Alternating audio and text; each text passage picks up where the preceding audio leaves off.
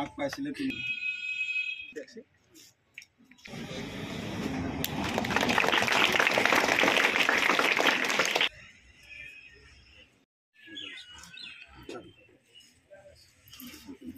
High school শিক্ষান্ত পৰীক্ষাৰ ভাল ফলাফল মানে ভবাতকৈ বহুত ভাল ফলাফল এটা আমি লাভ কৰিছোঁ।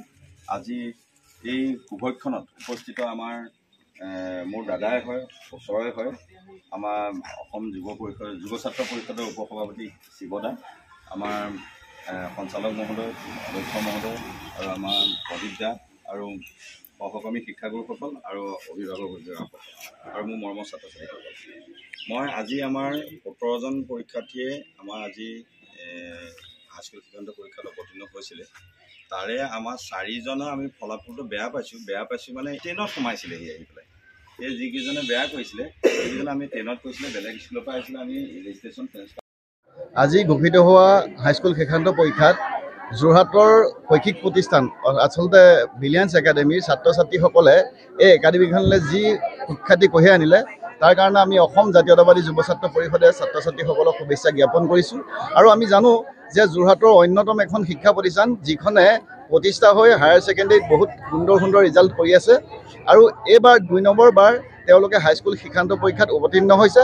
আচলতে যিটো তেওঁলোকৰ বেষ্ট সৰুৰ পৰা আহিব লাগে তেনেধৰণে নহয়, বিভিন্ন বিদ্যালয়ৰ পৰা আহি ইয়াত 9ৰ পৰা তেওঁলোকে শিক্ষা গ্ৰহণ কৰিছে। তথাপিও ইয়াত আজি 2টা ডিষ্টিংশ্যন 3টা ষ্টাৰসহ 100% ছাত্ৰ ছাত্ৰীয়ে ইয়াত সুখ্যাতিৰে উত্তীৰ্ণ হ'বলৈ সক্ষম হৈছে।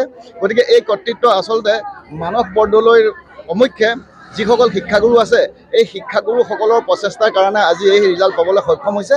গতিকে আমি পুনৰবাৰ অসম জাতীয়তাবাদী যুৱ ছাত্ৰ পৰিষদৰ তৰফৰ পৰা এই বিদ্যালয়খনৰ শিক্ষক শিক্ষয়িত্ৰীসকলৰ লগতে ছাত্ৰ ছাত্ৰীসকলক অভিনন্দন জ্ঞাপন কৰিছোঁ। আৰু আজি আমাৰ মাজত মুক্তি হৈছেহি, তেখেতক আমি